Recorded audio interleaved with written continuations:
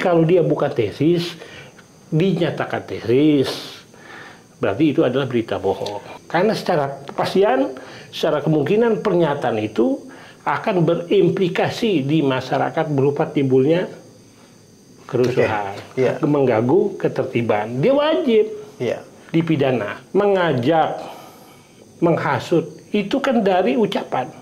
Tidak dapat dikatakan dia tidak mengajak, menghasut. Pernyataannya itu udah jelas mengajak, menghasut untuk tidak mempercayai bahwa Ba'alwi adalah keturunan Rasulullah.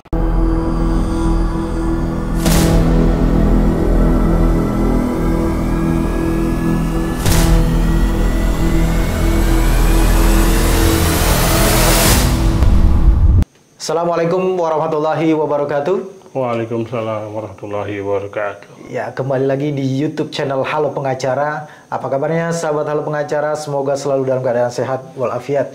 Dan pada kesempatan kali ini kembali Halo Pengacara akan mengulas atau memberikan ulasan hukum terkait dengan isu-isu hukum yang sedang viral di masyarakat yang menjadi perbincangan hangat baik di media sosial dan juga di media massa. Dan kembali bersama Bang Dr. Abdul Khair, kita melanjutkan diskusi yang pertama nih Bang. Ini part 2 nih ya. Ini terkait dengan aspek hukum. Dan tadi Abang mengatakan di video sebelumnya dengan Bang Munarman bahwa Abang mengatakan ini penelitian yang dilakukan oleh seseorang yang mengatakan bahwa Ba'alawi itu bukan keturunan Rasulullah, itu bukan merupakan tesis atau penelitian dalam bidang ilmu pengetahuan. Betul. Dan itu punya aspek atau implikasi hukum. Iya. Abang mengatakan ada 3 pasal gitu ya, ada 3 ketentuan hukum, bukan 3 pasal ya, ada 3 ketentuan hukum yang dilanggar. Nah sekarang kita mau elaborasi nih, kita mau menguraikan pasal-pasal yang tadi Abang sudah sebutkan gitu Bang. Ya, benar bahwa pernyataan, perkataan, ucapan, tulisan dari Imaduddin itu sudah memasuki ruang pidana. Tepatnya ada 3 undang-undang itu. Pertama, Undang-Undang Nomor 1 Tahun 2023. Itu perubahan kedua, Undang-Undang Nomor 11 2008 tentang informasi dan transaksi elektronik. Nah, ini undang-undang ini Nomor 1 tahun 2004 ini udah berlaku. Ya. Berlakunya kemarin tanggal 2 Januari. Nah, itu pasalnya pasal 28. Pasal 28 itu menjadi 3 ayat. Kalau yang sebelumnya kan hanya 2 ayat. Ayat kedua itu ujaran kebencian atau permusuhan yang ditujukan kepada seseorang atau kelompok yang didasarkan pada aspek agama, suku, kebangsaan, ya, ras, etnis, kepercayaan. Kepercayaan ini kan luas ini. Kepercayaan dalam agama termasuk juga disabilitas. Tapi dalam hal ini tentu terkait dengan ras, etnis, dan kepercayaan. Bahkan agama. Yang senyatanya itu diketahui bahwa ini adalah suatu bentuk pernyataan, ungkapan atau tulisan yang menimbulkan, mengakibatkan kerusuhan di masyarakat. Nah, kerusuhan di sini ini jelas bukan di dunia maya, di ruang siber, tapi di alam nyata. Ya. Karena pembatasannya di sini adalah terkait dengan adanya ungkapan, perasaan. Jadi, pasal 28 ayat 2 itu uraiannya apa unsurnya aja, Pak? Unsurnya yang jelas ucapan, ungkapan yang mengandung rasa kebencian atau permusuhan. Iya. Nah, di sini rasa kebencian, permusuhan itu mengajak, menghasut, ya, dan termasuk yang memfitnah. Ditujukan kepada siapa? Ditujukannya itu kepada seseorang atau kelompok yang didasarkan atas klasifikasi agama, kepercayaan, ras, etnis. Itu masuk, ya, selain disabilitas. Dalam hal ini tentu arahnya itu kepada seseorang atau kelompok yang didasarkan atas ras, etnis. Nah, kalau bicara ras etnis ini kan seseorang itu yang terkait dengan geografi, asal-usul kelahiran, ya, keturunan, ciri fisik, bahasa, agama itu ras dan etnis. Nah, kalangan habaib, tepatnya Ba'alwi, nah itu terkait ras dan etnis. Karena dia mengandung bahasa, mengandung ciri fisik, dan agama. Itu agama Islam. Nah, ketika ini dilakukan dengan tindakan atau perbuatan, baik melalui tulisan atau ujaran dengan cara berpidato, berceramah, dan lain sebagainya, tapi ada muatan rasa kebencian atau permusuhan, itu bersifat delik. Kenapa? Karena dapat menimbulkan kerusuhan di masyarakat. Akibatnya itu. Nah, kenapa dikatakan demikian? Karena pernyataan maupun tulisan yang mengandung kebencian dan permusuhan yang ditujukan kepada ras dan etnis ini menunjuk kepada adanya upaya penghasutan, termasuk fitnah bagi masyarakat untuk tidak mempercayai bahwa Ba'alwi itu bukan zuriat Rasulullah SAW. Nah, ini kan permasalahan. Tapi permasalahan ini tidak berdiri sendiri. Ada elemen-elemen lainnya ikut campur, intervening, mendukung. Yang pada akhirnya mendukung. Mendukung di sini kan banyak. Ada Pleret, ada siapa lagi itu? Qori, ada Ali Abbas, yang Gufron. Bahkan Abbas ini membentuk pasukan fisabilillah. Ini menunjukkan adanya gangguan terhadap ketertiban umum. Jadi Harkam Dagri, Kamtibmas terganggu. Contohnya apa? Contohnya ya terjadi berbagai penolakan terhadap yang bersangkutan. Ya, dalam hal ini Tuku Kori itu baik di Malang maupun di Jember. Ini kan mengganggu ketertiban umum. Nah, perspektif ketertiban umum kan keamanan. Kenapa itu terjadi? Karena adanya tulisan, adanya pernyataan, adanya pidato-pidato dari Imamuddin. Dia mau menyatakan percaya atau tidak itu hak privasi dia. Tidak ada yang menggugat. Sepanjang itu adalah forum internum. Tapi ketika external forum, hal itu disampaikan ke publik. Tapi disampaikan ke publik itu mengandung ujaran kebencian, permusuhan yang bersifat di dalamnya ada kandungan penghasutan, mengajak orang untuk tidak mempercayai, ya kan? Menghasut orang agar tidak mempercayai, yang pada awalnya dari zaman dulu orang mempercayai. Ini kan problem ini. Orang dari zaman dulu mempercayai, sangat-sangat mempercayai yang namanya keluarga Alwi atau Ba'alwi itu adalah keturunan Rasul dari Ubaidillah. Nah, dia mengatakan tidak, itu hak dia. Tapi jangan sampai menghasut, mengajak, apalagi memfitnah. Khalayak ramai, satu orang aja nggak boleh. Yang pada akhirnya menimbulkan kerusuhan di masyarakat. Tadi saya sudah sampaikan adanya penolakan di Malang dan di Jember. Kita nggak tahu ini bakal terjadi di mana lagi.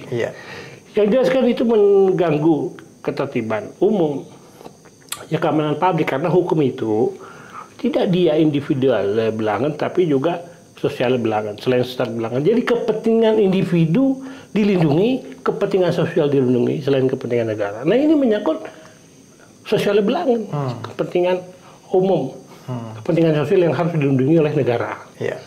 Kenapa? Karena secara filsafati butir menimbang huruf A Undang-Undang ITE yang terbaru itu jelas menyatakan bahwa keberlakuan Undang-Undang ITE perubahan kedua ini selain kepastian, keadilan, itu menjaga ketertiban umum dari gangguan, segala gangguan. Segala gangguan itu kan ada di Undang-Undang ITE ini berupa penyampaian melalui sistem informasi, dari informasi elektronik, dokumen elektronik. Ini kan berbahaya bagi stabilitas keamanan nasional.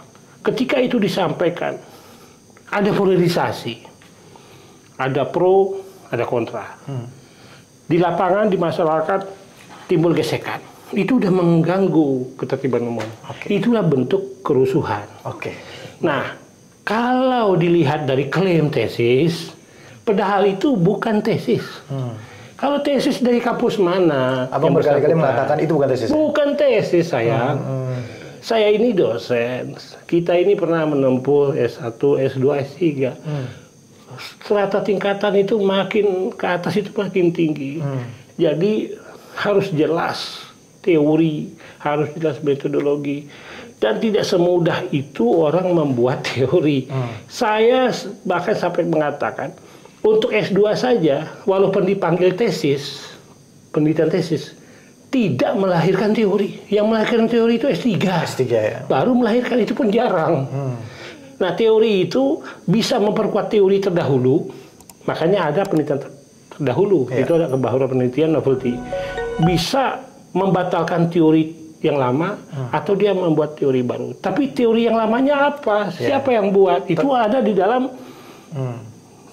penelitian dia. Dan itu dihasilkan dari produksi sekolah tinggi atau universitas ketika seseorang itu menempuh pendidikan pasca sarjana.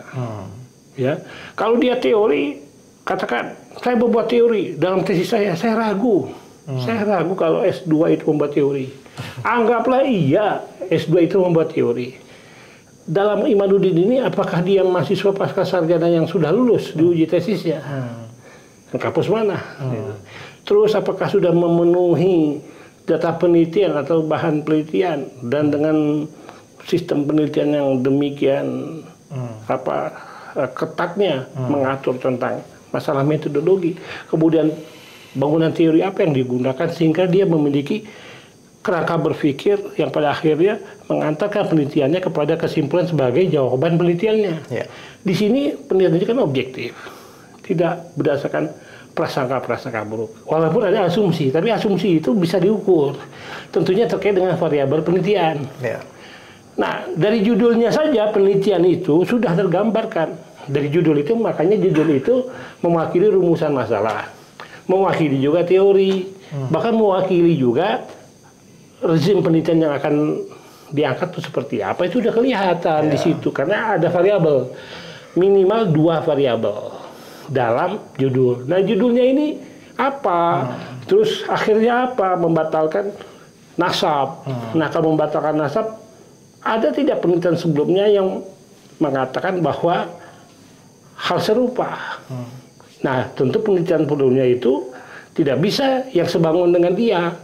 Yang sebangun dengan dia itu tidak bisa dimasukkan. Kalau hanya berdasarkan data yang sedikit, itu tidak bisa. Karena dia harus melakukan penelitian lapangan juga. Kalau mau fair, penelitian lapangan itu demikian susah dan membuat kita pusing. Karena ada penelitian itu menyangkut dengan penelitian sejarah, dikaitkan penelitian empiris lainnya dengan mengambil responden dalam satu populasi, dan itu terkait dengan kegunaan daripada penelitian itu. Hasilnya seperti apa. Nah, ini kalau dia bukan tesis, dinyatakan tesis, berarti itu adalah berita bohong. Oke, baik Bang. Tadi kita kembali ke unsur pasal 28 ya Bang, ayat 2 ya. Yang kalau saya tidak salah kan ada SKB juga sebelumnya ya, SKB 3 lembaga, ada kepolisian, kejaksaan, kemudian Kominfo, terkait dengan uraian pasal 28 ayat 2 yang kalau 28-nya itu ujaran kebencian atau permusuhan. Di ayat 2, dari ayat 3-nya itu kebohongan. Ya. Di ayat 2-nya itu kan memang yang harus menjadi fokus titik pembuktian itu terkait dengan adanya motif, ya benar Bang. Motif bahwa ada tindakan mengajak, menghasut sehingga muncul kebencian begitu Bang. Benar gini, itu unsur bukan motif karena disebutkan secara ekspres verbis. Oh, dia jadi unsur gitu. Unsur ketika disebutkan secara terlak, dia menjadi unsur. Jadi kesengajaan itu kan ada coraknya. Disebutkan itu dengan sengaja dan tanpa hak. Nah, itu dulu. Kalau disebutkan dengan sengaja, hampir seluruh pakar hukum dari zaman dulu sampai sekarang itu ada 3 kandungan di situ, dengan masuk akhrohmah, kedua dolus directus sadar kepastian, ketiga dolus eventualis sadar kemungkinan. Nah, ini kita perlu tahu. Kalau dengan maksud seseorang mengetahui, menghendaki baik perbuatan maupun akibat, perbuatan dan akibat diketahui, dikehendaki, itu dengan maksud tuh akhrohmah. Orang membunuh rencanakan. Berarti memang dikehendaki, diketahui baik perbuatan maupun akibatnya. Matinya orang dikehendaki juga, diketahui juga. Tapi kalau sadar kemungkinan, yang paling bawah, perbuatan dikehendaki, akibat tidak dikehendaki. Tapi secara sadar kemungkinan akan terjadi. Tapi akibat ini tidak dikehendaki, dia tanggung jawab. Misalkan, seseorang punya KTP, punya motor, tapi tidak memiliki SIM, tidak memiliki STNK. Ada lampu merah, ada polisi. Karena dia tidak punya SIM, tidak lampu merah, ada razia, dilabras ini lampu merah untuk menghindari razia. Ketika dilabras lampu merah, maka orang lewat. Kemungkinan orang lewat akan tertabrak kalau tidak masuk rumah sakit, kalau tidak ke kuburan meninggal. Kemungkinan itu tidak dikehendaki, tapi dia wajib bertanggung jawab. Ada lagi sadar kepastian, dolus rectus. Kalau sadar kepastian lebih naik sedikit antara kemungkinan dan dengan maksud. Perbuatan dikehendaki, akibat tidak dikehendaki, tapi pasti terjadi. Nah, dulu tuh ada di putusan Hogarth itu kasus Thomas van Bremerhaven. Jadi dinamit memang dimasukkan ke kapal untuk dikirimkan. Maksudnya dinamit ini akan diledakkan. Motivasinya adalah agar dapat asuransi ledaknya kapal ini. Tetapi karena ceroboh awak kapal mengangkat dinamit tidak pada tempatnya sehingga jatuh meledak.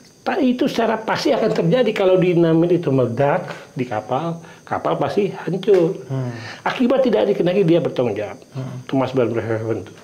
Nah, terkait dengan Imanuddin, kalaupun seandainya jikalau dia tidak menghendaki adanya kerusuhan, tapi secara kepastian atau secara kemungkinan dia wajib dipidana. Karena secara kepastian, secara kemungkinan pernyataan itu akan berimplikasi di masyarakat berupa timbulnya kerusuhan, mengganggu ketertiban. Dia wajib dipidana. Terkait dengan itu tadi Bang, kembali kepada unsur yang mengajak itu ya, menghasut kebencian. Itu udah bentuknya perbuatannya apa Bang? Dari yang tadi Abang sebutkan itu. Mengajak, menghasut, itu kan dari ucapan.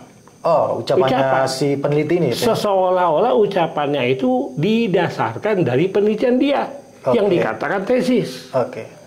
Dan dia dengan yakinnya sangat-sangat mengatakan ainul yakin, hakul yakin dan segala macam lah, saya nggak tahu itu.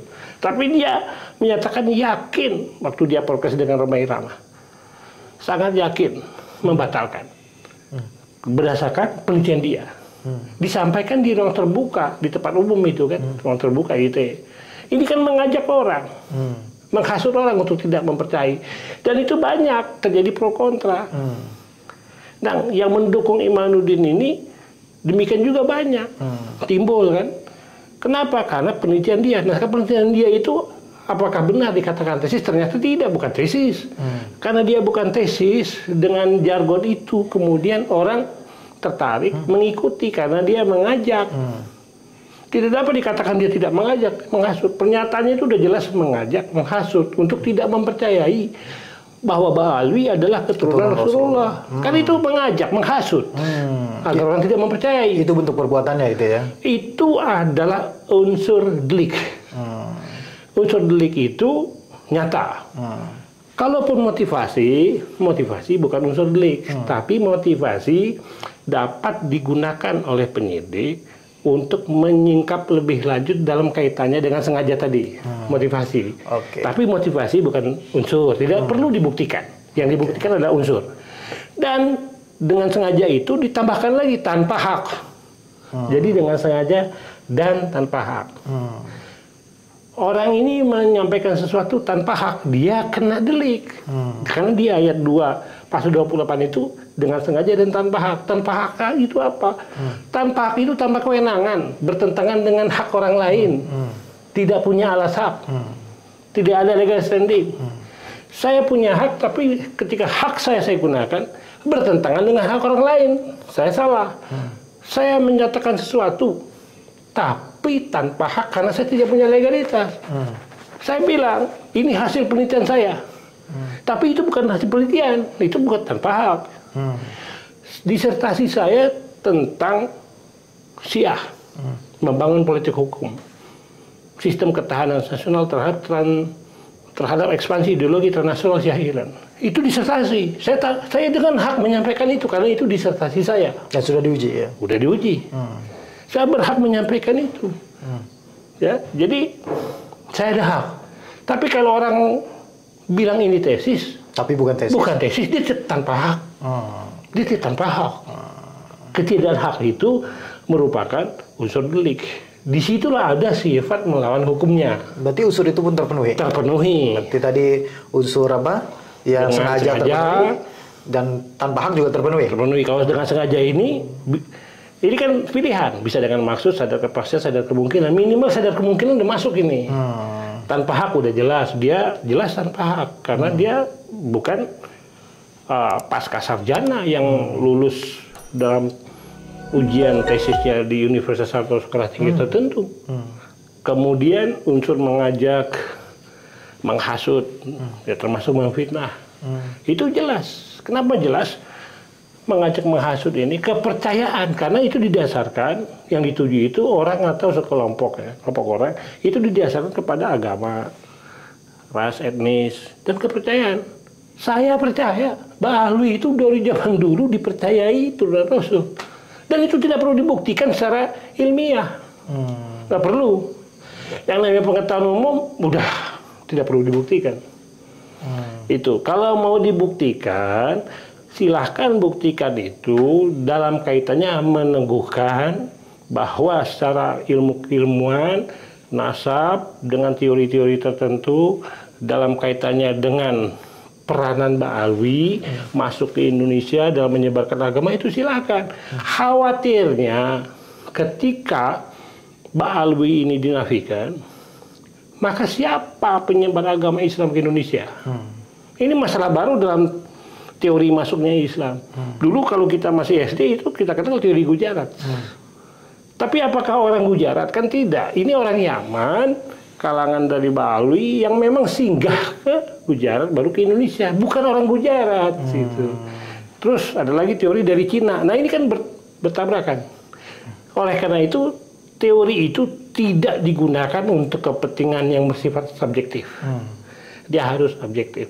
Kalau saya ada rasa sentimen ke seseorang, kemudian saya jadikan itu dalil, motivasi untuk melakukan penelitian, katakan penelitian disertasi, atau sekelompok orang karena rasa sentimen, itu nggak bisa. Jadi harus objektif. Karena didasari dengan kepantasan, kejujuran. Jam pasal 28 ayat 2 itu terpenuhi semua unsurnya? Terpenuhi, jelas. Kalau ayat 3-nya itu berita bohong. Berita bohong. Karena berita bohong di sini, dia menyebarkan berita atau pemberitaan itu yang tidak lengkap. Tidak pasti, berkelebihan. Kalau yang ini, statusnya yang tidak lengkap, atau berlebihan, atau yang tidak pasti? Ya masuk semua. Masuk semua.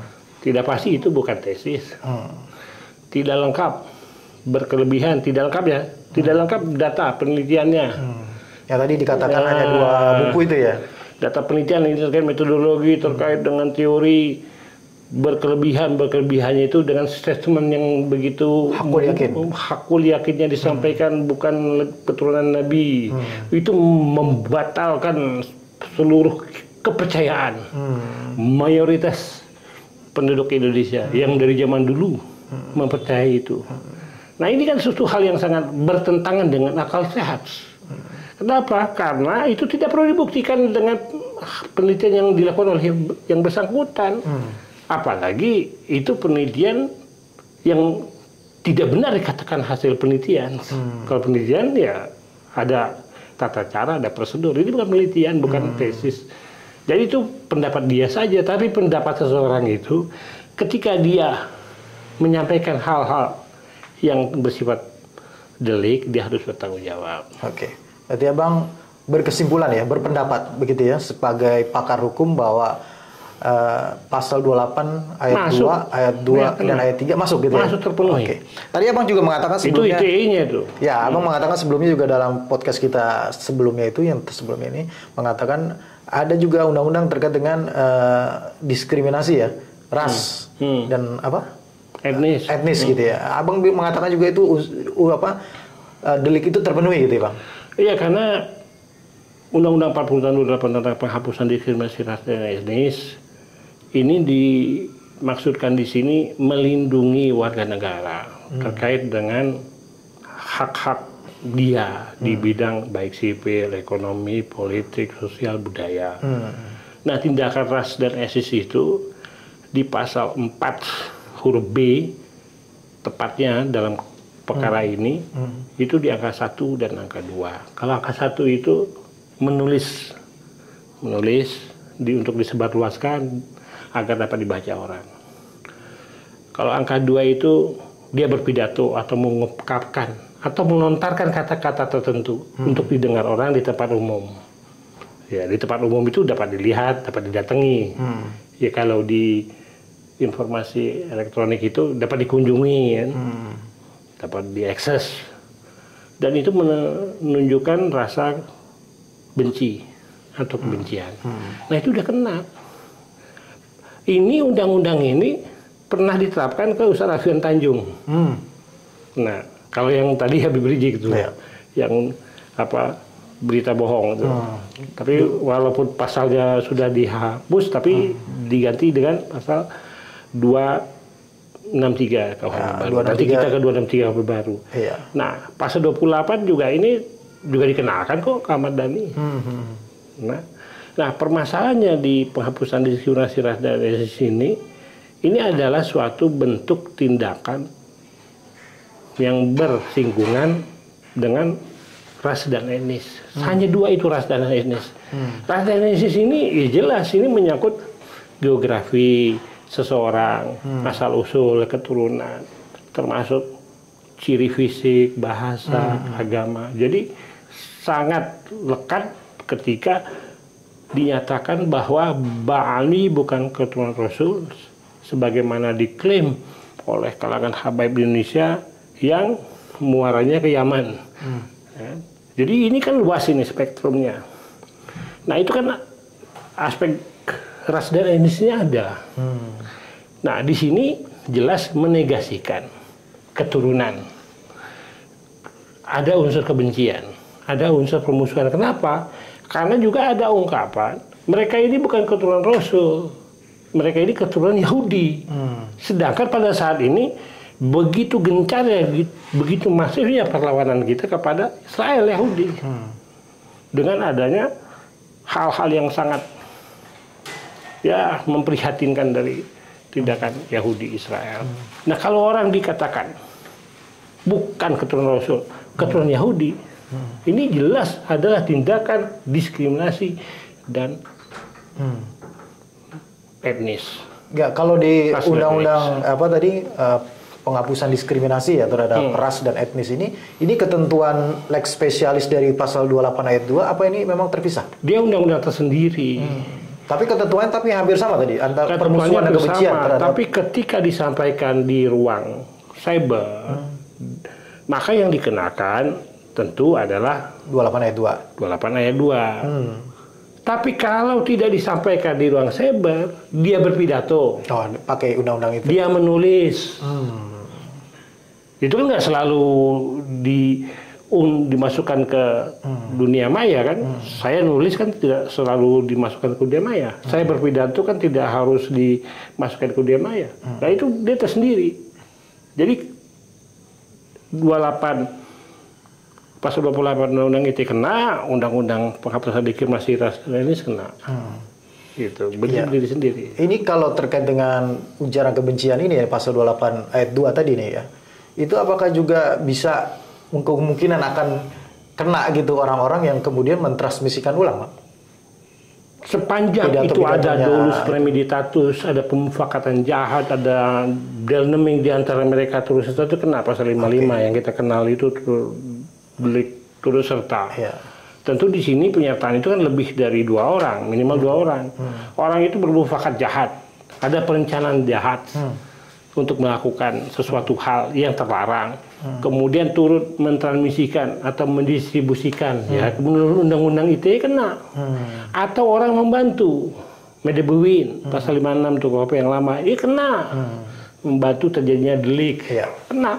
Jadi siapa saja yang turut serta, ikut serta, membantu kena dalam skala yang sama seperti pelaku. Tentu di sini ada intellectual leadernya, aktor intelektualnya, ada peran-perannya. Tapi semuanya itu dalam satu kesatuan di mata hukum dia sama. Sama ya. Sama. Iya. Deliknya di pasal 28 ayat 2 ini apa, Bang? Delik aduan atau delik... Karena itu delik biasa. Delik biasa itu bukan delik aduan, bukan kelas delik. Delik Artinya biasa siapapun itu bisa tidak melaporkan? memerlukan aduan. Ya, arti siapapun boleh melaporkan. Ya, itu kan administratif saja orang melaporkan. Tapi kalau penyidik tahu, Dan dia juga boleh juga. Kan ada di sini kan ada pengawasan cyber, Iya, ada soalnya direktorat kita sendiri, biasa kita kenal kan ada ada badan sendiri, LP tipe A, ada LP tipe B gitu ya. Nah, itu nggak harus melulu adanya laporan. Iya, dengan itu penyelidikan sendiri dia harus tahu. Iyalah, itu dapat ditindak dalam hal dilakukan proses hukum. Nggak perlu harus melulu ada aduan, kan ini toh bukan delik aduan. Iya, oke Bang. Kan ada informasi sebelumnya kalau ada beberapa pihak gitu ya, kelompok atau beberapa orang yang coba sudah melakukan laporan tapi terkendala begitu ya Bang. Banyak ada yang menyebutkan masalah legalitas, ada yang menyebutkan masalah hal lainnya terkait dengan pasal 28 ayat 2 dan 3 itu Bang. Apa yang bisa menjadi suggest Abang, apa nasihat hukum Abang terkait dengan hal ini? Ya, penyidik harus melakukan langkah-langkah hukum. Karena ini udah meresahkan kok. Udah mengganggu ketertiban umum. Dan akan berdampak luas. Jadi hukum itu kan harus adaptif. Harus prediktif. Apakah harus menunggu akibat yang harus lebih masif? Ya kan kalau Habib Rizik aja bilang sehat padahal sakit kena delik. Itu pun kerusuhan di Indonesia dibentuk, saya tahu. Bazar-bazar itu sendiri di sini ngomong setelah ribut yang bentuk dikenakan. Dengan dasar itulah dilakukan BAP. Kemudian saya pengadilan, hasil putusan pengadilannya begitu. Kan kita tahu. Ya, yang seharusnya itu bukan delik jadi delik, ini yang benar-benar delik kok. Ya kan? Jadi kan kalau udah delik formil itu tidak memerlukan akibat itu terjadi karena ada ayat yang menyebutkan dapat menimbulkan, dapat mengakibatkan. Ini ada. Jadi tidak perlu sepanjang udah terjadi pemenuhi unsur, tidak perlu ada akibat terjadi. Ya udah. Kalau delik formil itu selama semua unsur terpenuhi terbukti gitu ya Bang ya? Nah iya, kalau disebutkan dapat mengakibatkan, dapat menimbulkan, itu kan bukan harus imperatif, itu fakultatif.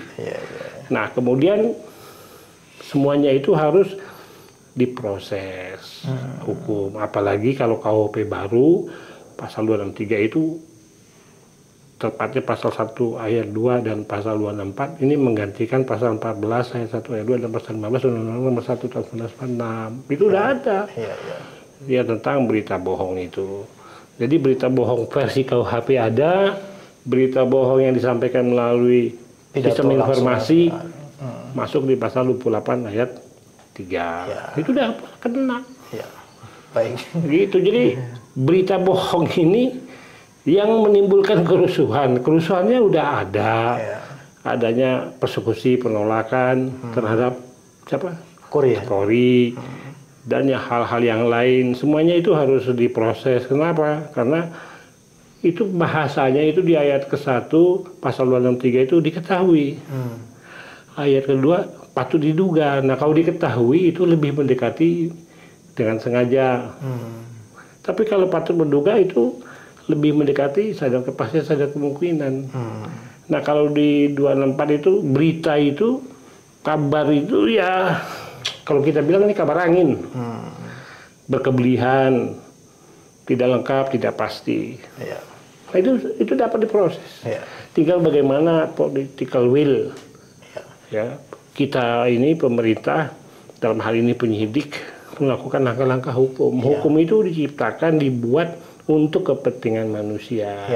Dan untuk menertibkan kepentingan manusia ini ya tentu keamanan, ketertiban. Baik. Nah, jadi harus dilakukan langkah-langkah hukum. Karena juga tidak ada manfaatnya ini menimbulkan kegaduhan. Ini menimbulkan mudarat. Orang meneliti itu adalah mencari manfaat. Tidak menimbulkan mudarat. Ngapain? Saya katakan saya kuliah. Saya harus menghasilkan manfaat untuk keilmuan itu. Karena itulah manfaat penelitian itu untuk menjadi bacaan penelitian yang akan datang. Jadi kalau saya berbikin penelitian, tapi menimbulkan mudarat, nggak mau saya. Ya. Apalagi ini bukan penelitian, tapi menimbulkan mudarat, wah ini gawat ini. Ini ya sangat-sangat tidak patut dan tidak layak. Baik, Bang Dr. Abdul Khoir tadi sudah menyampaikan bahwa ini bukan penelitian, bukan. Dan ini bisa masuk kategori sebagai delik. Pasal 28 ayat 2, 28 ayat 3 gitu kan. Dan juga tadi penghapusan diskriminasi. Penghapusan diskriminasi, terus lagi KUHP baru. Iya, dan ini tergantung bagaimana political will dari aparat penegak hukum gitu ya. Iyalah langkah-langkah hukum. Baik, terima kasih Bang Abdul Khoir atas penjelasannya, atas pencerahannya, dan terima kasih juga sahabat Halo Pengacara yang sudah menyaksikan video ini sampai dengan selesai. Jangan lupa dukung terus Halo Pengacara, subscribe YouTube channel Halo Pengacara. Assalamualaikum warahmatullahi wabarakatuh. Waalaikumsalam warahmatullahi wabarakatuh.